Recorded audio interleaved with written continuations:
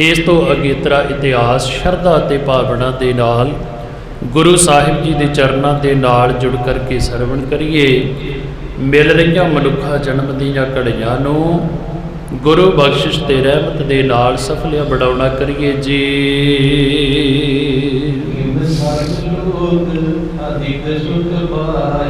सतगुरु पातशाह जी इस नगर दे विच टिके हुए ने। एक सिख नूं इत्थे प्रबंध दे दिता है कि भाई तू बड़ा सुंदर इत्थे नगर वसाउणा है, आईयां गईयां संगतां दी आओ भगत करनी है। एक पानी दा खूह भी सतगुरां ने लगवा दिता है ते कहण लगे तुसी इत्थे रह करके बहुत ज़्यादा भारी सुख प्राप्त करोगे।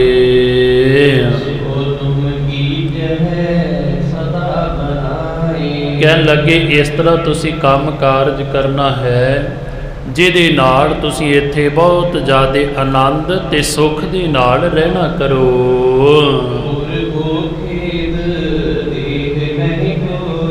इस नगर नूं कदे भी कोई दुख नहीं दे सकेगा, भाव कदे भी कोई इधर नूं माड़ी निगाह दे नाल नहीं देखेगा।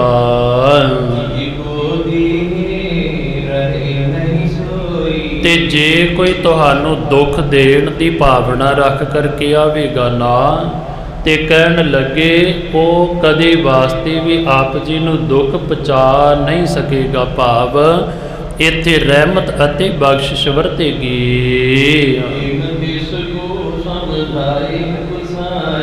इस तरह धन गुरु तेग बहादुर पातशाह जी टिके हुए ने।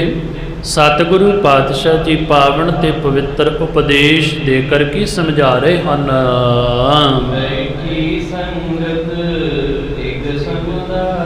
बहुत सारी लागो बन्नों की संगत नूं पता लगा कि सतगुरु आए ने। बहुत सारी संगत भी आन करके सतगुरां दे पास बैठ गई है। सतगुरु गुरु तेग बहादुर पातशाह जियां ने सारियां संगतां दे वल किरपा भरी दृष्टि दे नाल देखना कीता है। सतगुरु किरपा दे घर दे विच आण करके ते सारियां दे दुख दलिद्र ते दूर करना चाहुंदे ने, भाव हर एक नूं सतगुरु पातशाह जी खुशी दियां बख्शिशां देणियां चाहुंदे हन। सतगुरु पातशाह जी की खुशी सानू कित्थों प्राप्त हुंदी है? जदों असीं गुरु दे दिते हुए उपदेश नूं ग्रहण कर लैंदे हां, गुरु दे भाणे ते आग्या दे विच चलण लगदे हां। हुण इत्थे धन गुरु तेग बहादुर पातशाह जी सांझी वालता दा उपदेश बख्शिश करते हैं।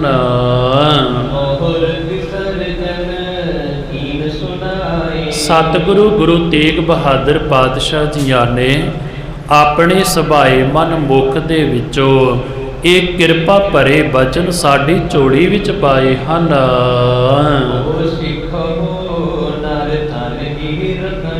सतगुरु पातशाह जी बचन वरतते ने। कह लगे ए भाई बैठे सारे गुरमुख प्यारिओ, कह लगे ये मनुखा शरीर जिहड़ा है ना ये एक रतन दी न्याई है। रतन किनू आखदे हां? जिहड़ा बहु मुल्ला ते बहु कीमती हुंदा है। आ जिहड़ा आपां नूं मनुखा जन्म मिलिया है ना, सतगुरु कहण लगे ये बहुत ज़्यादा बेसमाल ते कीमती है।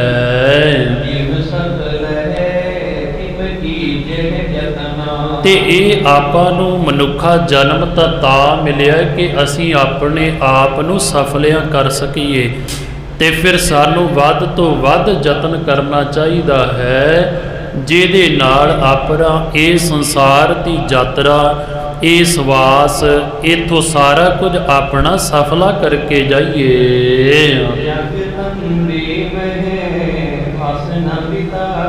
सतगुरु पातशाह जी वचन करते ने। कहन लगे भाई संसार की इन्हां दुनियावी कम्मां कारजां दे विच फस करके किते अपना सारा जिहड़ी उम्र ते जिंदगी जिन्ने सवास परमेश्वर वालों मिले ने ना, किते संसार के धंधे करदे ही ना गुजर जाण।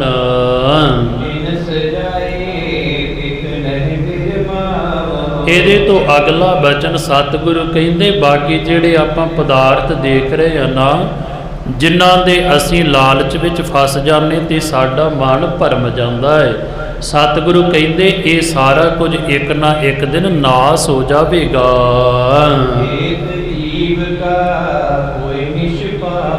ਇਸ ਤਰ੍ਹਾਂ ਨਾ ਹੋਵੇ ਕਿ ਆਪਣਾ ਜੀਵਨ ਬਿਤਾਉਣ ਦੇ ਵਾਸਤੇ ਆਪਾਂ ਭਾਰੀ ਪਾਪ ਕਰ ਬੈਠੀਏ, ਕਿਉਂਕਿ ਸਾਨੂੰ ਦਸਾਂ ਨੋਹਾਂ ਦੀ ਕਿਰਤ ਕਰਨਾ, ਨਾਮ ਜਪਣਾ ਤੇ ਵੰਡ ਛਕਣ ਦਾ ਹੁਕਮ ਹੈ।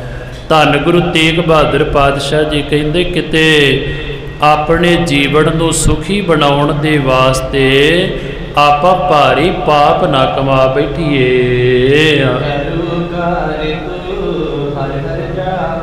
ਇਸ ਕਰਕੇ ਜਦੋਂ ਵੀ ਕੋਈ ਆਪਾਂ ਸੰਸਾਰ ਦਾ ਕੰਮ ਕਰਨਾ ਹੈ ਨਾ, ਉਹਦੇ ਨਾਲ ਦੀ ਨਾਲ ਆਪਾਂ ਪਰਮੇਸ਼ਰ ਦਾ ਨਾਮ ਵੀ ਜਪੀ ਜਾਣਾ ਹੈ, ਨਾਲੇ ਤੇ ਆਪਣਾ ਕਾਰਜ ਵੀ ਸਫਲ ਹੁੰਦਾ ਜਾਵੇਗਾ, ਨਾਲ ਦੀ ਨਾਲ ਆਪਣੇ ਇਹ ਸਵਾਸ ਵੀ ਉਸ ਵਾਹਿਗੁਰੂ ਪ੍ਰਮਾਤਮਾ ਦੇ ਨਾਮ ਦੇ ਨਾਲ ਲੇਖੇ ਲੱਗਦੇ ਜਾਣਗੇ। ਸਤਿਗੁਰੂ ਪਾਤਸ਼ਾਹ ਜੀ ਕਹਿੰਦੇ ਇਸ ਮਨ ਨੂੰ ਸਿਮਰਨ ਤੇ ਪ੍ਰਮਾਤਮਾ ਦੇ ਨਾਮ ਦੇ ਨਾਲ ਜੋੜਨਾ ਕਰੀਏ। ਇਹਦੀ ਲਿਵ ਹੌਲੀ ਹੌਲੀ ਆਪਾਂ ਰੱਬ ਦੇ ਨਾਮ ਦੇ ਨਾਲ ਜੋੜਨੀ ਹੈ।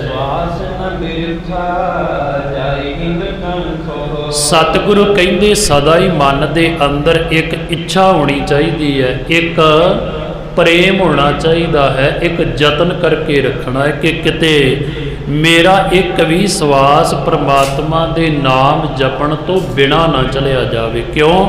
ਕਿਉਂਕਿ ਇਹ ਬੜਾ ਕੀਮਤੀ ਹੈ, ਜਿਹੜਾ ਲੰਘ ਗਿਆ ਸਮਾਂ ਦੁਬਾਰਾ ਮੈਨੂੰ ਮਿਲਣਾ ਨਹੀਂ ਮੇਰੀ ਜ਼ਿੰਦਗੀ ਦੇ ਅੰਦਰ। ਹਾਂ, ਇਸ ਤੋਂ ਅੱਗੇ ਜਾ ਸਕਦਾ ਏ, ਮਗਰ ਨੂੰ ਆਪਾਂ ਸੋਚ ਸਕਦੇ, ਪਰ ਦੁਬਾਰਾ ਉਹ ਸਮਾਂ ਸਾਡੀ ਜ਼ਿੰਦਗੀ ਵਿੱਚ ਆ ਨਹੀਂ ਸਕਦਾ। ਇਸ ਕਰਕੇ ਸਤਿਗੁਰੂ ਕਹਿੰਦੇ ਆਇਆ ਹੋਇਆ ਸਵਾਸ ਇੱਕ ਇੱਕ ਆਪਾਂ ਸਫਲਾ ਕਰਨਾ ਹੈ।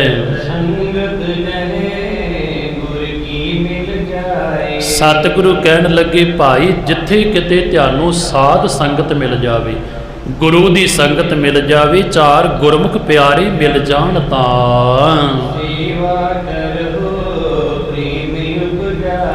ਮਨ ਦੇ ਅੰਦਰ ਪ੍ਰੇਮ ਤੇ ਸ਼ਰਧਾ ਧਾਰਨ ਕਰਕੇ ਤੇ ਉਸ ਸੰਗਤ ਦੀ ਸੇਵਾ ਕਰਨੀ ਹੈ। ਕਿਉਂਕਿ ਆਪਾਂ ਨੂੰ ਹੁਕਮ ਹੈ ਵਿੱਚ ਸੰਗਤ ਹਰ ਪ੍ਰਭ ਵਸੈ ਜੀਓ। ਸਾਧ ਸੰਗਤ ਨੂੰ ਸਤਿਗੁਰਾਂ ਨੇ ਬਹੁਤ ਵੱਡੀ ਬਖਸ਼ਿਸ਼ ਤੇ ਰਹਿਮਤ ਦਿੱਤੀ ਹੈ। ਗੁਰੂ ਦਾ ਆਪ ਵਾਸਾ ਹੁੰਦਾ ਹੈ ਸੰਗਤ ਦੇ ਵਿੱਚ। ਤਾਂ ਸਤਿਗੁਰੂ ਕਹਿੰਦੇ ਨੇ ਜਿੱਥੇ ਵੀ ਸਾਧ ਸੰਗਤ ਮਿਲੇ ਬੜੇ ਪ੍ਰੇਮ ਤੇ ਭਾਵਨਾ ਦੇ ਨਾਲ ਸੇਵਾ ਵਿੱਚ ਜੁਟ ਜਾਣਾ ਹੈ। ਕਿਸੇ ਪ੍ਰਕਾਰ ਦੀ ਵੀ ਸੇਵਾ ਮਿਲ ਜਾਵੇ, ਭਾਵੇਂ ਪੱਖਾ ਝੱਲਣ ਦੀ, ਭਾਵੇਂ ਜਲ ਛਕਾਉਣ ਦੀ, ਭਾਵੇਂ ਆਟਾ ਪੀਣ ਦੀ, ਕਿਉਂਕਿ ਉਸ ਟਾਈਮ ਤੇ ਚੱਕੀਆਂ ਦੇ ਨਾਲ ਆਟਾ ਪੀਆ ਜਾਂਦਾ ਸੀ। ਤਾਂ ਸਤਿਗੁਰੂ ਕਹਿੰਦੇ ਜਿਹੜੀ ਵੀ ਸੇਵਾ ਮਿਲ ਜਾਵੇ ਉਹਦੇ ਵਿੱਚ ਹੀ ਲੱਗ ਜਾਣਾ ਹੈ। ਫਿਰ ਜਿੰਨੀ ਵੀ ਕਿਸੇ ਦੇ ਕੋਲ ਜਥਾ ਸ਼ਕਤ ਦਾ ਭਾਵ ਕਿ ਜਿੰਨੀ ਕੁ ਪਹੁੰਚ ਹੈ ਉਹਦੇ ਵਿੱਚੋਂ ਕੁਝ ਨਾ ਕੁਝ ਆਪਣਾ ਧਨ ਦਾ ਦਸਵੰਧ ਵੀ ਕੱਢਣਾ ਹੈ।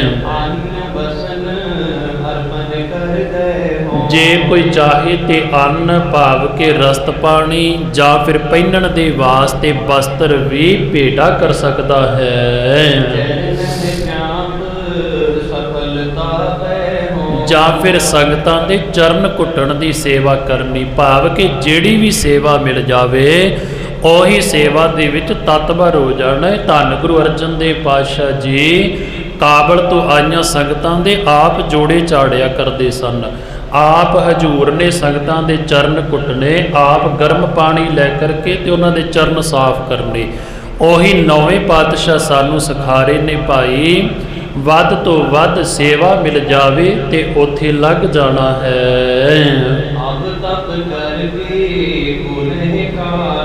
ਅਗਲਾ ਬਚਨ ਸਤਿਗੁਰਾਂ ਨੇ ਕੀਤਾ, ਕਹਿਣ ਲੱਗੇ ਹੁਣ ਕੋਈ ਬਹੁਤਾ ਨਾ ਕਠਿਨ ਤਪ ਕਰਨ ਦਾ ਸਮਾਂ ਨਹੀਂ ਹੈ ਕਿ ਬਹੁਤਾ ਲੰਮਾ ਸਮਾਂ ਬੈਠ ਕਰਕੇ ਸਤਿਗੁਰੂ ਪਾਤਸ਼ਾਹ ਜੀ ਪਹਿਲੇ ਯੁੱਗਾਂ ਦੀ ਗੱਲ ਕਰਦੇ ਹਨ।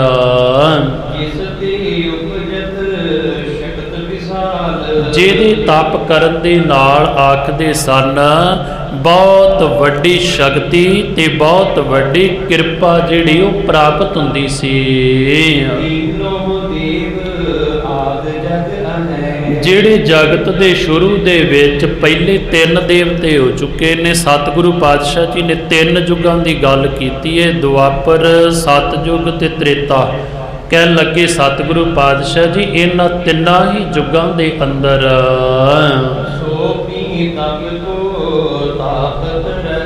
ਜੋ ਵੀ ਭਾਰੀ ਤਪ ਕਰਦਾ ਸੀ ਨਾ, ਆਪਾਂ ਪਹਿਲਾਂ ਪੜ੍ਹਦੇ ਹਾਂ ਬੜਾ ਕਠਿਨ ਤਪ ਕਰਨਾ ਪੈਂਦਾ ਸੀ। ਜੰਗਲਾਂ ਵਿੱਚ ਜਾ ਕਰਕੇ ਬੈਠਣਾ, ਲੰਮਾ ਲੰਮਾ ਸਮਾਂ ਸਮਾਧੀ ਲਾ ਕਰਕੇ ਰੱਖਣੀ, ਇਹ ਸਾਰੇ ਬਹੁਤ ਜ਼ਿਆਦੇ ਕਠਿਨ ਯਤਨ ਸਨ।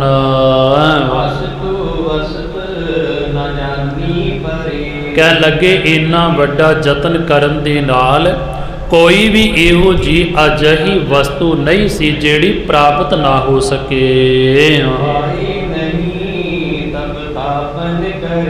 ਜਿੰਨਾ ਕੋਈ ਮਰਜ਼ੀ ਤਪ ਕਰ ਲਵੇ ਨਾ, ਪਰ ਸਤਿਗੁਰੂ ਕਹਿਣ ਲੱਗੇ ਹੁਣ ਜਿਹੜਾ ਸਮਾਂ ਚੱਲ ਰਿਹਾ ਹੈ ਨਾ, ਇਹਦੇ ਜਿੰਨਾ ਫਲ ਉਹਨਾਂ ਤਪ ਕਰਨ ਦੇ ਨਾਲ ਵੀ ਉਦੋਂ ਪ੍ਰਾਪਤ ਨਹੀਂ ਸੀ ਹੁੰਦਾ।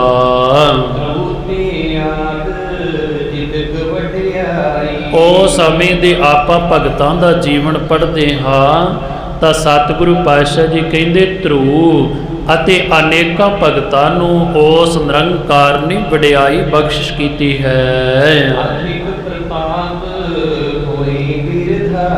ਜਿਨ੍ਹਾਂ ਨੇ ਬੜਾ ਤਪ ਕੀਤਾ ਹੈ ਤੇ ਜਿਹਦੇ ਕਰਕੇ ਉਹਨਾਂ ਦੀ ਵਡਿਆਈ ਵਧੀ ਹੈ।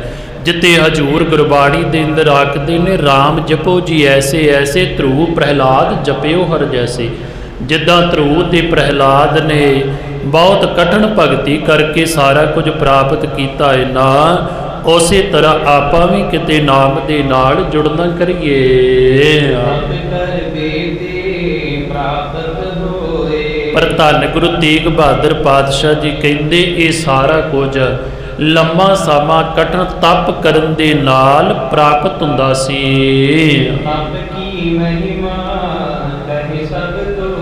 ਕਹਿਣ ਲੱਗੇ ਉਸ ਟਾਈਮ ਦੇ ਉੱਪਰ ਤਪ ਕਰਨ ਦੀ ਮਹਿਮਾ ਗਾਉਂਦੇ ਸਨ ਸਾਰੇ, ਭਾਵ ਕਿ ਲੰਮਾ ਲੰਮਾ ਸਮਾਂ ਸਮਾਧੀ ਲਾਉਣੀ, ਤਪ ਕਰਨੇ, ਇਸ ਦੀ ਮਹਿਮਾ ਨੂੰ ਗਾਇਨ ਕੀਤਾ ਜਾਂਦਾ ਸੀ। ਸਤਿਗੁਰੂ ਕਹਿਣ ਲੱਗੇ ਪਰ ਹੁਣ ਆਪਣੇ ਕੋਲ ਉਹ ਸਮਾਂ ਨਹੀਂ ਹੈ, ਕਿਉਂਕਿ ਹੁਣ ਕਲਯੁਗ ਦਾ ਸਮਾਂ ਚੱਲ ਰਿਹਾ ਹੈ। ਇਹਦੇ ਵਿੱਚ ਸਤਿਗੁਰੂ ਪਾਤਸ਼ਾਹ ਜੀ ਨੇ ਰਹਿਮਤ ਵਰਤਾ ਦਿੱਤੀ ਹੈ। ਇਸ ਤਰ੍ਹਾਂ ਆਪਾਂ ਸਮਝ ਲਈਏ ਕਿ ਪ੍ਰਤੱਖ ਤੌਰ ਦੇ ਉੱਪਰ ਅੱਜ ਦਾ ਮਨੁੱਖ ਪਹਿਲਾਂ ਦੇ ਮੁਕਾਬਲੇ ਜਿਹੜਾ ਹੈ ਉਹ ਨਿਰਬਲ ਜਾਣਨਾ ਕਰੋ, ਭਾਵ ਪਹਿਲਾਂ ਬਹੁਤ ਜ਼ਿਆਦਾ ਬਲ ਲਾਉਣਾ ਪੈਂਦਾ ਸੀ, ਪਰ ਅੱਜ ਇੰਨਾ ਆਪਾਂ ਨੂੰ ਤਪ ਕਰਨ ਦਾ ਤੇ ਇੰਨਾ ਸਮਾਂ ਲਾਉਣ ਦੀ ਲੋੜ ਨਹੀਂ ਹੈ।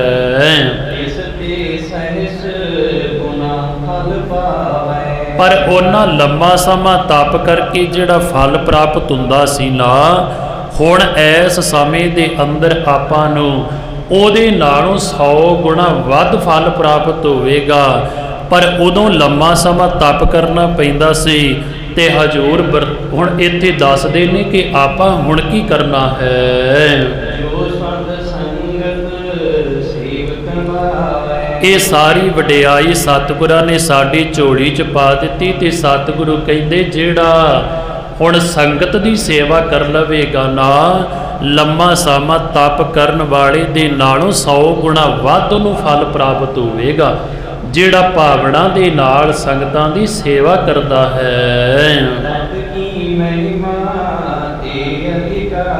ਇਸ ਤਰ੍ਹਾਂ ਸਮਝ ਲਈਏ ਕਿ ਤਪ ਦੀ ਮਹਿਮਾ ਦੇ ਨਾਲੋਂ ਗੁਰਮੁਖ ਪਿਆਰਿਆਂ ਦੀ ਸੇਵਾ ਕਰਨ ਦਾ ਮਹੱਤਵ ਸਤਿਗੁਰਾਂ ਨੇ ਵੱਡਾ ਕਰ ਦਿੱਤਾ ਹੈ।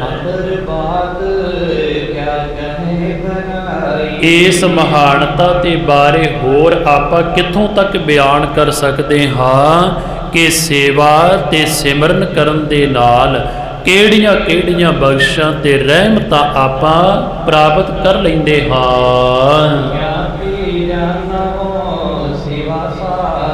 ਇਸ ਕਰਕੇ ਭਾਈ ਜਿਹੜਾ ਸੇਵਾ ਦਾ ਅਸਲ ਸੱਚ ਹੈ ਨਾ, ਧੰਨ ਗੁਰੂ ਤੇਗ ਬਹਾਦਰ ਪਾਤਸ਼ਾਹ ਜੀ ਕਹਿੰਦੇ ਇਹਨੂੰ ਚੰਗੀ ਤਰ੍ਹਾਂ ਦ੍ਰਿੜ ਕਰ ਲੈਣਾ ਕਰੋ। ਜੀਵੋ ਸੰਤ ਕੇ ਗੁਰੂ ਦਰਬਾਰ। ਕਹਿ ਲੱਗੇ ਇੱਕ ਤਾਂ ਭਾਈ ਸੇਵਾ ਕਰਨੀ ਹੈ ਕਿਸੇ ਪੁੱਜੇ ਹੋਏ ਮਹਾਂਪੁਰਖ ਸੰਤ ਦੀ ਜਿਹੜਾ ਅੰਦਰ ਤੋਂ ਜੁੜਿਆ ਹੋਵੇ ਪਰਮੇਸ਼ਰ ਦੇ ਨਾਲ, ਤੇ ਦੂਸਰੇ ਬੰਨੇ ਕਹਿਣ ਲੱਗੇ ਜਿਹੜੀਆਂ ਗੁਰੂ ਘਰ ਦੀਆਂ ਸਿੱਖ ਸੰਗਤਾਂ ਨੇ, ਕਿਉਂਕਿ ਆਪਾਂ ਪੜ੍ਹਦੇ ਹਾਂ ਕਬੀਰ ਸੇਵਾ ਕੋ ਦੋਏ ਭਲੇ, ਇੱਕ ਸੰਤ ਇੱਕ ਰਾਮ, ਰਾਮ ਜੋ ਦਾਤਾ ਮੁਕਤ ਕੋ ਸੰਤ ਜਪਾਵੇ ਨਾਮ। ਜਿਹੜਾ ਆਪ ਜਪਦਾ ਤੇ ਹੋਰਾਂ ਨੂੰ ਜਪਾਉਂਦਾ ਹੈ, ਜਿਹਦੇ ਵਿੱਚ ਪੂਰਨ ਸ਼ੁਭ ਗੁਣ ਨੇ, ਉਹ ਸੰਤ ਹੈ। ਇੱਕ ਤਾਂ ਉਹਦੀ ਸੇਵਾ ਕਰ ਲੈ, ਇੱਕ ਪਰਮੇਸ਼ਰ ਦੇ ਘਰ ਦੇ ਵਿੱਚ ਸਾਧ ਸੰਗਤ ਦੀ ਸਤਿਗੁਰੂ ਕਹਿੰਦੇ ਸੇਵਾ ਕਰਨੀ ਹੈ। ਐਸੀ ਦੁਲਭ ਵਸਦ ਕਿਛ ਨਾਹੀ। ਸੰਸਾਰ ਦੇ ਅੰਦਰ ਕਹਿਣ ਲੱਗੇ ਇਹਦੇ ਸਮਾਨ ਕੋਈ ਇਹੋ ਜਿਹੀ ਦੂਜੀ ਵਸਤੂ ਨਹੀਂ ਹੋ ਸਕਦੀ ਜਿਹੜਾ ਆਪਾਂ ਕੁਝ ਪੈਸੇ ਦੇ ਨਾਲ ਨਹੀਂ ਨਾ ਖਰੀਦ ਸਕਦੇ। ਸਾਰਾ ਕੁਝ ਇਹ ਸੇਵਾ ਦੇ ਵਿੱਚੋਂ ਆਪਾਂ ਨੂੰ ਪ੍ਰਾਪਤ ਹੋ ਜਾਵੇਗਾ। ਸੇਵੈ ਸੰਗਤ ਬਹੁਰ ਨ ਪਾਈ। ਜਿਹੜੀ ਸੇਵਾ ਕੀਤਿਆਂ ਆਪਾਂ ਨੂੰ ਪ੍ਰਾਪਤ ਹੋਣਾ ਹੈ ਨਾ, ਇਹ ਸੁੱਖ ਉਸ ਤਰ੍ਹਾਂ ਹੋਰ ਕਿਤਿਓਂ ਵੀ ਆਪਾਂ ਨੂੰ ਮੁੱਲ ਪ੍ਰਾਪਤ ਨਹੀਂ ਹੋ ਸਕਦੇ। ਬੰਦਾ ਚਾਹੇ ਕਿ ਮੈਂ ਪੈਸੇ ਦੇ ਨਾਲ ਸੁੱਖ ਖਰੀਦ ਲਵਾਂ, ਨਹੀਂ।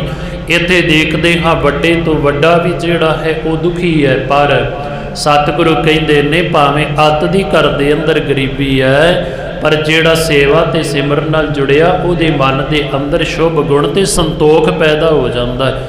ਜਦੋਂ ਅੰਦਰ ਸੰਤੋਖ ਪੈਦਾ ਹੋ ਜਾਂਦਾ ਹੈ, ਫਿਰ ਅੰਦਰ ਠੰਡਾ ਹੋ ਜਾਂਦਾ ਹੈ, ਤਪਣ ਤੋਂ ਘਟ ਜਾਂਦਾ ਹੈ, ਉਹਨੂੰ ਫਿਰ ਦੁਨੀਆ ਦੇ ਸਾਰੇ ਸੁੱਖ ਪ੍ਰਾਪਤ ਹੋ ਜਾਂਦੇ ਹਨ।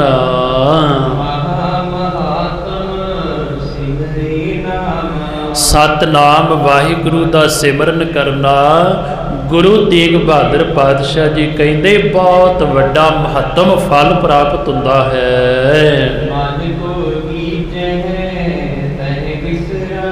ਇਸ ਮਨ ਨੂੰ ਆਪਾਂ ਹੌਲੀ ਹੌਲੀ ਇੱਕ ਕਾਗਰ ਕਰਕੇ ਤੇ ਇਹਨੂੰ ਟਿਕਾਉਣਾ ਹੈ, ਕਿਉਂਕਿ ਮਨ ਟਿਕਦਾ ਤੇ ਬਹੁਤ ਔਖਾ ਹੈ, ਪਰ ਸਤਿਗੁਰੂ ਕਹਿੰਦੇ ਆਪਾਂ ਯਤਨ ਕਰਨਾ ਤੇ ਕੋਸ਼ਿਸ਼ ਕਰਨੀ ਹੈ। ਕਿਉਂਕਿ ਸਾਡੇ ਅੰਦਰ ਹਮੇਸ਼ਾ ਹੀ ਕਈ ਤਰ੍ਹਾਂ ਦੇ ਫੁਰਨੇ ਚੱਲਦੇ ਰਹਿੰਦੇ ਨੇ। ਬੰਦਾ ਸਰੀਰ ਕਰਕੇ ਕਿਤੇ ਹੁੰਦਾ ਹੈ, ਮਨ ਕਿਤੇ ਦਾ ਕਿਤੇ ਨਿਕਲ ਜਾਂਦਾ ਹੈ। ਨਾਮ ਜਪਦਿਆਂ, ਸੇਵਾ ਕਰਦਿਆਂ, ਸੰਗਤ ਕਰਦਿਆਂ ਇਹ ਮਨ ਛੇਤੀ ਕੀਤੇ ਆਣ ਕਰਕੇ ਟਿਕ ਕਰਕੇ ਨਹੀਂ ਬੈਠਦਾ ਹੈ। ਧੰਨ ਗੁਰੂ ਤੇਗ ਬਹਾਦਰ ਪਾਤਸ਼ਾਹ ਜੀ ਕਹਿੰਦੇ ਇਹਦੇ ਫੁਰਨੇ ਬੜੇ ਤੇਜ਼ ਨੇ। ਇਹ ਆਪਣੇ ਫੁਰਨਿਆਂ ਨੂੰ ਲੈ ਕਰਕੇ ਕਿਤੇ ਦੀ ਕਿਤੇ ਉਡਾਰੀ ਮਾਰ ਜਾਂਦਾ। ਜਿਸ ਤਰ੍ਹਾਂ ਗੁਰਬਾਣੀ ਦੇ ਅੰਦਰ ਕਬੀਰ ਸਾਹਿਬ ਆਖਦੇ ਨੇ, ਮਨ ਦਾ ਪੰਛੀ ਵਾਲਾ ਹਾਲ ਹੈ। ਪੰਛੀ ਦੇਖਦਿਆਂ ਦੇਖਦਿਆਂ ਦੂਜੀ ਟਾਹਣੀ ਤੇ ਦੂਜੇ ਬਨੇਰੇ ਤੇ ਕਿਧਰ ਨੂੰ ਕਿਧਰ ਦਾ ਨਿਕਲ ਜਾਂਦਾ। ਇਸੇ ਤਰ੍ਹਾਂ ਹੀ ਕਬੀਰ ਮਨ ਪੰਖੀ ਭਇਓ ਉੱਡ ਉੱਡ ਦਹਿ ਦਿਸ ਜਾਏ। ਇਹ ਮਨ ਵੀ ਬੈਠਾ ਕਿਤੇ ਹੁੰਦਾ ਹੈ, ਬੰਦਾ ਮਨ ਕਿਤੇ ਦਾ ਕਿਤੇ ਨਿਕਲ ਜਾਂਦਾ ਹੈ।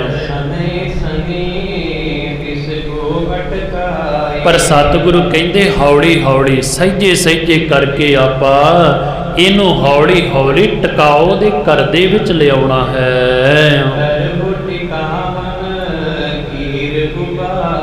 ਕੋਈ ਵੀ ਕਾਰਜ ਕਰਨਾ ਹੋਵੇ ਤੇ ਉਹਦੇ ਵਾਸਤੇ ਆਪਾਂ ਨੂੰ ਯਤਨ ਕਰਨਾ ਪੈਂਦਾ ਹੈ। ਆਪਾਂ ਹੁਣ ਕੋਈ ਵੀ ਸੰਸਾਰ ਦਾ ਕੰਮ ਕਰਦੇ ਆ ਨਾ, ਤੇ ਬੰਦਾ ਕਹਿੰਦਾ ਮੈਂ ਇਹ ਕਾਰਜ ਸਿਰੇ ਚਾੜਨਾ ਹੀ ਚਾੜਨਾ, ਭਾਵੇਂ ਜਿੰਨੇ ਮਰਜ਼ੀ ਯਤਨ ਕਰਨੇ ਪੈਣ। ਧੰਨ ਗੁਰੂ ਤੇਗ ਬਹਾਦਰ ਪਾਤਸ਼ਾਹ ਜੀ ਕਹਿੰਦੇ ਕਦੇ ਵਿਚਾਰ ਕਰੀਏ ਇਸ ਮਨ ਨੂੰ ਆਪਣੇ ਘਰ ਦੇ ਵਿੱਚ ਟਿਕਾਉਣਾ ਹੈ। ਮੈਂ ਲਿਆ ਕਰਕੇ ਇਹਦੇ ਵਾਸਤੇ ਸਦਾ ਹੀ ਯਤਨਸ਼ੀਲ ਰਹਿਣਾ ਹੈ।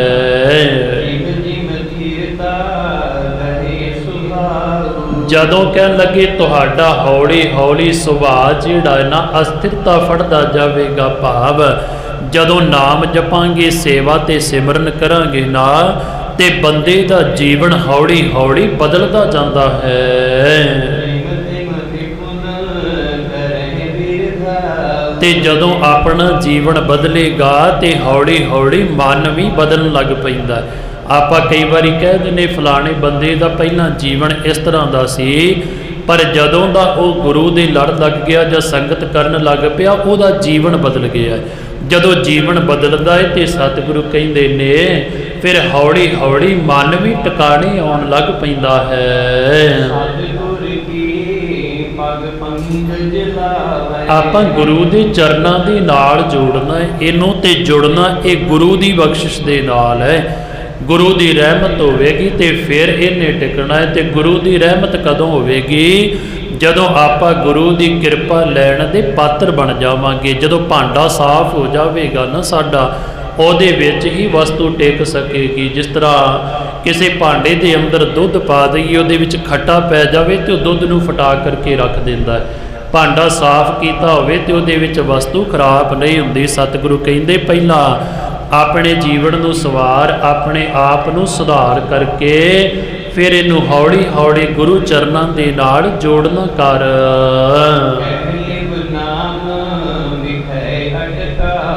ਇਹ ਜਦੋਂ ਗੁਰੂ ਦੀ ਪ੍ਰੀਤ ਦੇ ਵਿੱਚ ਆ ਜਾਵੇਗਾ, ਨਾਮ ਦੇ ਰੰਗ ਦੇ ਵਿੱਚ ਰੰਗਿਆ ਜਾਵੇਗਾ ਨਾ, ਫਿਰ ਹੌਲੀ ਹੌਲੀ ਬਿਰਤੀ ਸੁਰਤ ਟਿਕਣ ਲੱਗ ਪਵੇਗੀ।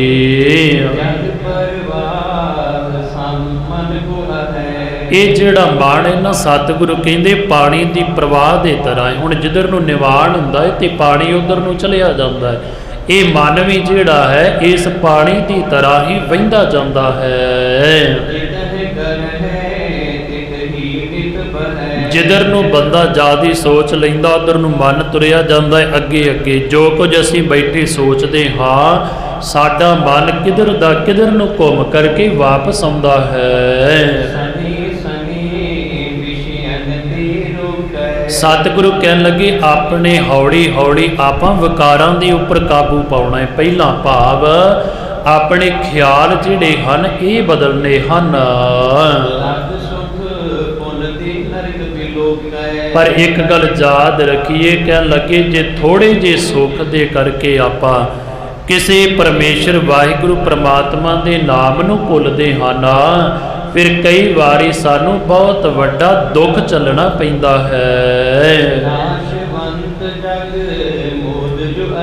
ਇਹ ਮਨ ਭਰਮਿਆ ਹੋਇਆ ਹੈ ਇਸ ਸੰਸਾਰ ਦੇ ਅੰਦਰ, ਤੇ ਇਹਦਾ ਖਿਆਲ ਆਪਾਂ ਕਿਸ ਤਰ੍ਹਾਂ ਬਦਲਾਂਗੇ?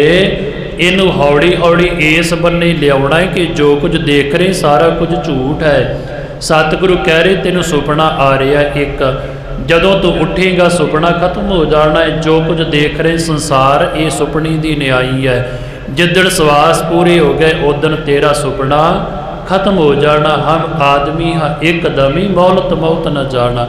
ਬੜੀ ਲੰਮੀ ਆਸ ਲਾ ਕਰਕੇ ਬੈਠੇ, ਪਰ ਸਤਿਗੁਰੂ ਕਹਿੰਦੇ ਸਾਡੇ ਕੋਲ ਜੀਵਨ ਕੇਵਲ ਤੇ ਕੇਵਲ ਇੱਕ ਸਵਾਸ ਦੇ ਉੱਪਰ ਖੜਾ ਹੈ। ਸਵਾਸ ਆ ਗਿਆ ਤੇ ਜੀਵਨ ਨਹੀਂ, ਆ ਗਿਆ ਤੇ ਕੁਝ ਵੀ ਨਹੀਂ ਹੈ। ਇਸ ਮਨ ਨੂੰ ਇਧਰਲੇ ਪਾਸੇ ਲਿਆ ਕਰਕੇ ਇਹਨੂੰ ਸਮਝਾਉਣਾ ਹੈ। ਕਿਉਂਕਿ ਸਤਿਗੁਰੂ ਪਾਤਸ਼ਾਹ ਜੀ ਕਹਿੰਦੇ ਨੇ ਥੋੜੇ ਸਮੇਂ ਦੇ ਹੁੰਦਿਆਂ ਹੋਇਆ ਇਹ ਛੇਤੀ ਕੀਤੇ ਆ ਟਿਕਦਾ ਨਹੀਂ ਹੈ। ਇਹਨੂੰ ਟਿਕਾਉਣ ਦਾ ਆਪਾਂ ਨੂੰ ਯਤਨ ਕਰਨਾ ਹੈ। ਤਾਂ ਧੰਨ ਗੁਰੂ ਤੇਗ ਬਹਾਦਰ ਪਾਤਸ਼ਾਹ ਜੀ ਆਪਾਂ ਨੂੰ ਮਨ ਟਿਕਾਉਣ ਦੀ ਜਾਂਚ ਦੱਸਦੇ ਨੇ। ਕਹਿਣ ਲੱਗੇ ਏਦਾਂ ਕਰ ਹਮੇਸ਼ਾ ਹੀ ਸਤਿਗੁਰਾਂ ਦੀ ਤੇ ਗੁਰੂ ਦੀਆਂ ਸੰਗਤਾਂ ਦੀ ਸੇਵਾ ਵਿੱਚ ਮਨ ਜੋੜਦੇ ਆਪਣਾ।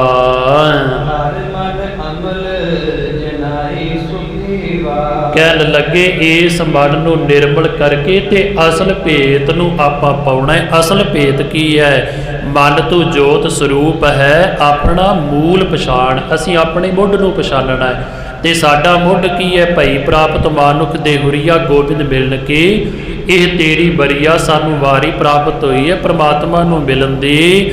ਮਨ ਨੂੰ ਟਿਕਾਵਾਂਗੇ, ਸੇਵਾ ਸਿਮਰਨ ਵਿੱਚ ਜੁੜਾਂਗੇ, ਫੇਰ ਹੀ ਸਾਡਾ ਕਾਰਜ ਪੂਰਾ ਹੋਵੇਗਾ। ਜਦੋਂ ਇਸ ਮਨੁੱਖ ਦੇ ਉੱਪਰ ਆਣ ਕਰਕੇ ਕੋਈ ਭਾਰੀ ਦੁੱਖ ਪੈ ਜਾਂਦਾ ਹੈ ਜਾਂ ਕੋਈ ਮੁਸੀਬਤ ਪੈ ਜਾਂਦੀ ਹੈ ਤਾਂ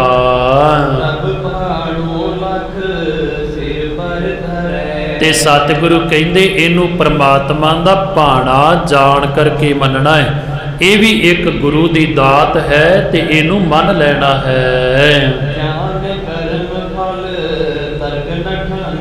ਇਹਦਾ ਦੋਸ਼ ਆਪਾਂ ਪ੍ਰਮਾਤਮਾ ਨੂੰ ਨਹੀਂ ਦੇਣਾ, ਇਹ ਸਾਡੇ ਕਰਮਾਂ ਦਾ ਫਲ ਹੈ। ਜੇ ਕੋਈ ਸਾਡੇ ਉੱਪਰ ਭਾਰੀ ਮੁਸੀਬਤ ਪੈ ਜਾਂਦੀ ਹੈ ਨਾ, ਇਹਦੇ ਵਿੱਚ ਗੁਰੂ ਦਾ ਦੋਸ਼ ਨਹੀਂ ਹੈ।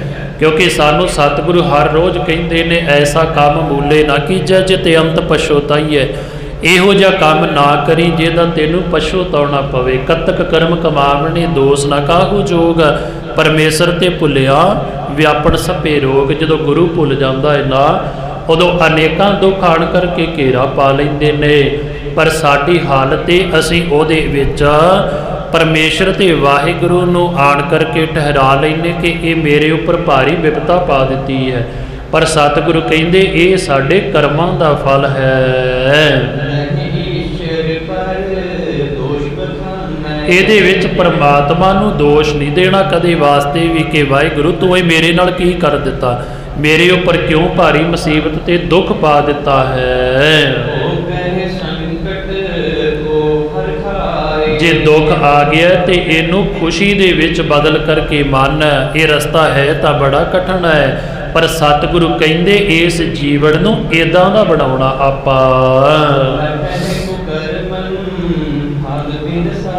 ਇਹ ਸੋਚ ਕਿ ਮੇਰੇ ਕੋਈ ਕਰਮਾਂ ਦਾ ਇਹ ਫਲ ਹੈ ਤੇ ਜਿਹੜਾ ਮੈਨੂੰ ਦੁੱਖ ਦੇ ਵਿੱਚ ਆਣ ਕਰਕੇ ਤੇ ਦੂਰ ਹੋ ਰਿਹਾ ਹੈ। ਭਾਵ ਕਿ ਇਹ ਦੁੱਖ ਮੇਰੀ ਜ਼ਿੰਦਗੀ ਦੇ ਵਿੱਚ ਆਇਆ ਹੈ ਤੇ ਇਹ ਕਟਿਆ ਜਾ ਰਿਹਾ ਹੈ। ਤੇ ਜਦੋਂ ਸੁੱਖ ਆ ਜਾਵੇ ਤੇ ਫਿਰ ਹੰਕਾਰ ਨਾ ਕਰੀ, ਕਿਉਂਕਿ ਸਾਡੀ ਹਾਲਤ ਨੂੰ ਬਿਆਨ ਕਰਦੇ ਨੇ ਸਤਿਗੁਰੂ। ਜੇ ਦੁੱਖ ਆ ਗਿਆ ਤੇ ਅਸੀਂ ਕਹਿੰਦੇ ਪ੍ਰਮਾਤਮਾ ਨੇ ਦਿੱਤਾ ਹੈ, ਜੇ ਸੁੱਖ ਆ ਗਿਆ ਤੇ ਬੰਦਾ ਕਹਿੰਦਾ ਮੇਰੀ ਕੀਤੀ ਮਿਹਨਤ ਦਾ ਰੰਗ ਹੈ ਸਾਰਾ ਹੀ ਇਹ ਮੈਂ ਨਾ ਕਰਦਾ ਤੇ ਇਦਾਂ ਹੋਣਾ ਹੀ ਨਹੀਂ ਸੀ। ਸਤਿਗੁਰੂ ਕਹਿੰਦੇ ਜਦੋਂ ਸੁੱਖ ਆ ਗਿਆ ਉਦੋਂ ਕਦੇ ਵਾਸਤੇ ਵੀ ਮਨ 'ਚ ਹੰਕਾਰ ਨਹੀਂ ਕਰਨਾ ਹੈ। ਉਦੋਂ ਵੀ ਕਿਹਾ ਕਰ ਇਹ ਸੁੱਖ ਮੈਨੂੰ ਪ੍ਰਮਾਤਮਾ ਨੇ ਦਿੱਤਾ ਹੈ। ਰੱਬ ਇਕੱਲੇ ਦੁੱਖ ਤਾਂ ਨਹੀਂ ਨਾ ਦਿੰਦਾ, ਆਪਾਂ ਕਹਿ ਦਈਏ ਦੁੱਖ ਰੱਬ ਨੇ ਦਿੱਤਾ, ਸੁੱਖ ਮੇਰੀ ਮਿਹਨਤ ਹੈ। ਨਹੀਂ, ਸਤਿਗੁਰੂ ਕਹਿੰਦੇ ਨੇ ਦੁੱਖ ਸੁੱਖ ਦੋਏ ਦਰ ਕੱਪੜੇ ਪਹਿਰੇ ਜਾਏ ਮਨੁੱਖਾ। ਜੇ ਦੁੱਖ ਆਇਆ ਹੈ ਤੇ ਪ੍ਰਮਾਤਮਾ ਨੇ ਦਿੱਤਾ, ਅਸੀਂ ਮੰਨਦੇ ਹਾਂ। ਜੇ ਸੁੱਖ ਆਇਆ ਹੈ ਇਹਦਾ ਹੰਕਾਰ ਨਾ ਕਰੀ। ਇਹ ਸੁੱਖ ਦੀ ਦਾਤ ਵੀ ਤੇਰੀ ਝੋਲੀ 'ਚ ਰੱਬ ਨੇ ਪ੍ਰਮਾਤਮਾ ਨੇ ਪਾਈ ਹੈ। ਇਹ ਸਮਝ ਲਵੀ ਕਿ ਮੇਰੇ ਉੱਪਰ ਪ੍ਰਮਾਤਮਾ ਦੀ ਕਿਰਪਾ ਹੋ ਗਈ ਹੈ ਤੇ ਸਤਿਗੁਰਾਂ ਨੇ ਰਹਿਮਤ ਕਰਕੇ ਮੈਨੂੰ ਸੁੱਖ ਦੇ ਦਿੱਤਾ ਹੈ। ਤੇ ਜਦੋਂ ਦੁੱਖ ਆਉਂਦਾ ਹੈ ਤੇ ਸਤਿਗੁਰੂ ਕਹਿੰਦੇ ਲਾਮਾ ਨਾ ਦਿਆ ਕਰ, ਵੱਧ ਤੋਂ ਵੱਧ ਸਿਮਰਨ ਕਰਨਾ ਸ਼ੁਰੂ ਕਰ ਦਿਆ ਕਰ, ਬਾਣੀ ਵੱਧ ਪੜ੍ਹਨ ਲੱਗ ਪਿਆ ਕਰ, ਵਾਹਿਗੁਰੂ ਵਾਹਿਗੁਰੂ ਵੱਧ ਕਰਨ ਲੱਗ ਪਿਆ ਕਰ। ਭਾਵ ਗੁਰੂ ਦਾ ਸਿਮਰਨ ਉਸ ਦੁੱਖ ਤੋਂ ਛੋਟਾ ਕਰ ਦਿੰਦਾ ਹੈ। ਧੰਨ ਗੁਰੂ ਤੇਗ ਬਹਾਦਰ ਪਾਤਸ਼ਾਹ ਜੀ ਨੇ ਕਿਰਪਾ ਦੇ ਘਰ ਦੇ ਵਿੱਚ ਆਣ ਕਰਕੇ ਆਪਣੇ ਸੁਭਾਏ ਮਨ ਮੁਖ ਦੇ ਵਿੱਚੋਂ ਇਹ ਭਾਰੀ ਉਪਦੇਸ਼ ਬਖਸ਼ਿਸ਼ ਕਰਕੇ ਸਤਿਗੁਰਾਂ ਨੇ ਝੜੀ ਲਾ ਦਿੱਤੀ ਹੈ। ਸਿੱਖ ਸਤਿਗੁਰਾਂ ਦੇ ਹਜ਼ੂਰ ਬੈਠ ਕਰਕੇ ਬੜੀ ਨਿਮਰਤਾ ਤੇ ਭਾਵਨਾ ਦੇ ਨਾਲ ਸਾਰੇ ਬਚਨ ਸਤਿਗੁਰਾਂ ਦੇ ਸਰਵਣ ਕੀਤੇ ਨੇ। ਫਿਰ ਸਤਿਗੁਰੂ ਪਾਤਸ਼ਾਹ ਜੀ ਨੇ ਸੰਗਤ ਨੂੰ ਵਿਦਾ ਦੇ ਕਰ ਦਿੱਤਾ ਹੈ। ਸਾਰੇ ਸਤਿਗੁਰੂ ਪਾਤਸ਼ਾਹ ਜੀਆਂ ਨੂੰ ਨਮਸਕਾਰ ਕਰਕੇ ਗੁਰੂ ਸਾਹਿਬ ਜੀ ਦੇ ਪਾਸੋਂ ਉਪਦੇਸ਼ ਲੈ ਕਰਕੇ ਵਾਰ-ਵਾਰ ਨਮਸਕਾਰ ਕਰਕੇ ਆਪੋ ਆਪਣੇ ਘਰਾਂ ਨੂੰ ਪਰਤ ਰਹੇ ਹਨ।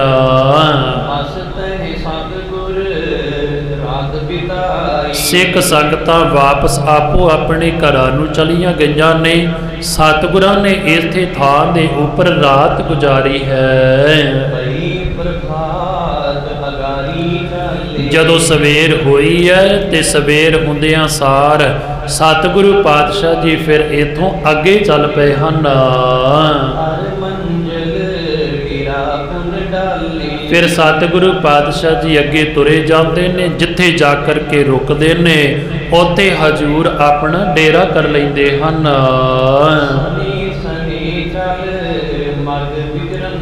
ਸਤਿਗੁਰੂ ਪਾਤਸ਼ਾਹ ਜੀ ਹੌਲੀ ਹੌਲੀ ਚੱਲਦੇ ਤੁਰੇ ਜਾਂਦੇ ਨੇ। ਕਿੰਨਾ ਰਸਤਾ ਸਤਿਗੁਰੂ ਪਾਤਸ਼ਾਹ ਜੀ ਤੈਅ ਕਰ ਦਿੰਦੇ ਹਨ।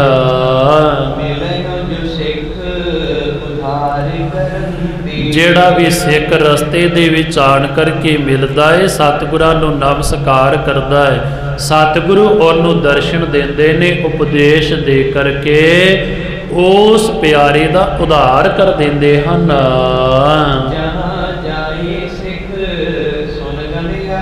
ਸਤਿਗੁਰੂ ਪਾਤਸ਼ਾਹ ਜੀ ਜਿਹੜੇ ਇਲਾਕੇ ਨੂੰ ਚਲੇ ਜਾਂਦੇ ਨੇ ਨਾ, ਹੌਲੀ ਹੌਲੀ ਸੰਗਤਾਂ ਨੂੰ ਪਤਾ ਲੱਗ ਜਾਂਦਾ ਹੈ ਕਿ ਸਤਿਗੁਰੂ ਪਾਤਸ਼ਾਹ ਜੀ ਸਾਡੇ ਇਲਾਕੇ ਵਿੱਚ ਆਏ ਨੇ, ਨੇੜੇ ਹੀ। ਉੱਥੇ ਹੀ ਫਿਰ ਆਣ ਕਰਕੇ ਸਾਰੀਆਂ ਸੰਗਤਾਂ ਇਕੱਠੀਆਂ ਹੋ ਜਾਂਦੀਆਂ ਹਨ।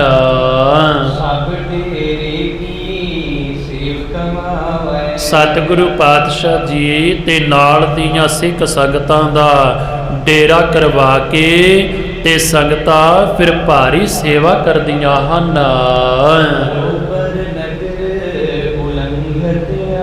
ਸਤਿਗੁਰੂ ਪਾਤਸ਼ਾਹ ਜੀ ਰਸਤੇ ਤੇ ਚੱਲਦਿਆਂ ਚੱਲਦਿਆਂ ਰੋਪੜ ਨਗਰ ਜਿਹੜਾ ਹੈ ਇਸ ਤੋਂ ਅੱਗੇ ਨਿਕਲ ਗਏ ਹਨ।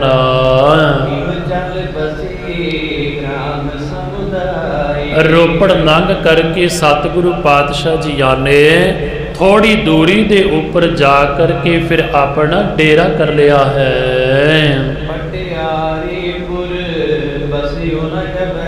ਜਿਹੜਾ ਉਸ ਟਾਈਮ ਦੇ ਉੱਪਰ ਇਹ ਪਟਿਆਲਾ ਨਗਰ ਸੀ ਨਾ, ਅਜੇ ਉਸ ਟਾਈਮ ਦੇ ਉੱਪਰ ਇਹ ਵਸਿਆ ਨਹੀਂ ਹੈ।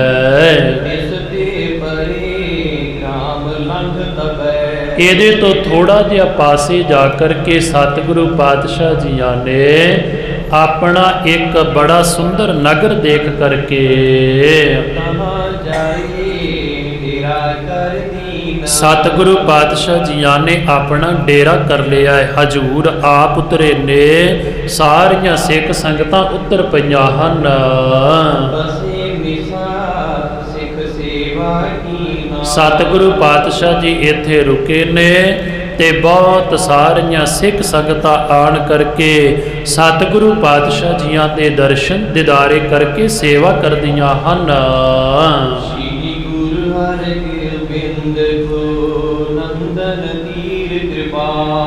ਮੇਰੀ ਪੀਰੀ ਦੇ ਮਾਲਕ ਧੰਨ ਸਾਹਿਬ ਸ੍ਰੀ ਗੁਰੂ ਹਰਗੋਬਿੰਦ ਪਾਤਸ਼ਾਹ ਜੀਆਂ ਦੇ ਛੋਟੇ ਬਹੁਤ ਧੀਰਜਵਾਨ ਤੇ ਕਿਰਪਾਲੂ ਛੋਟੇ ਸੁਪੁੱਤਰ ਧੰਨ ਸਾਹਿਬ ਸ੍ਰੀ ਗੁਰੂ ਤੇਗ ਬਹਾਦਰ ਪਾਤਸ਼ਾਹ ਜੀ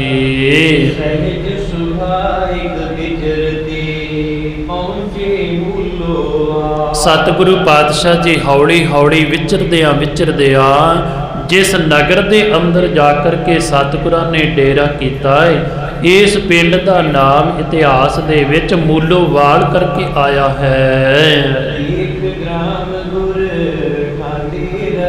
ਇਸ ਮੂਲੋਵਾਲ ਨਗਰ ਨੂੰ ਦੇਖ ਕਰਕੇ ਧੰਨ ਗੁਰੂ ਤੇਗ ਬਹਾਦਰ ਪਾਤਸ਼ਾਹ ਜੀ ਰੁਕ ਗਏ ਹਨ।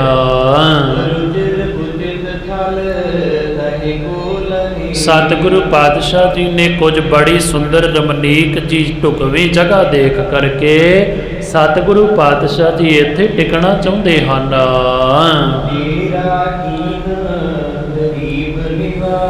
ਇਸ ਨਗਰ ਦੇ ਪਾਸ ਜਾ ਕਰਕੇ ਗਰੀਬ ਨਵਾਜ਼ ਸਤਿਗੁਰੂ ਪਾਤਸ਼ਾਹ ਜੀਆਂ ਨੇ ਆਪਣਾ ਡੇਰਾ ਕਰ ਲਿਆ ਹੈ।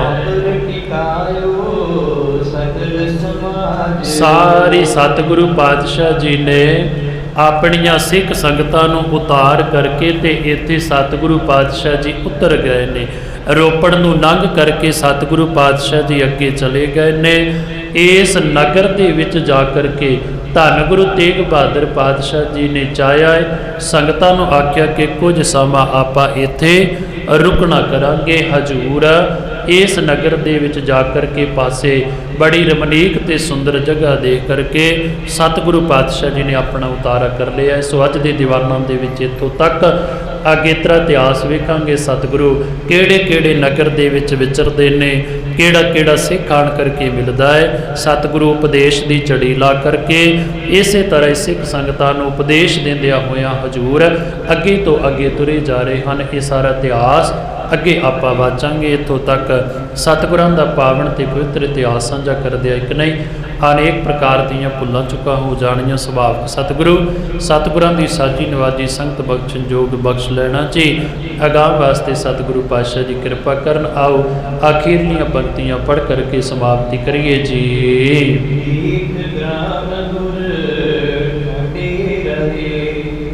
रुचिर बुझित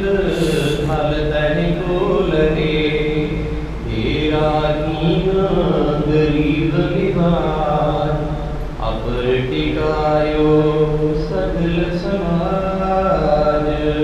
ਵਾਹਿਗੁਰੂ ਜੀ ਕਾ ਖਾਲਸਾ, ਵਾਹਿਗੁਰੂ ਜੀ ਕੀ ਫਤਿਹ।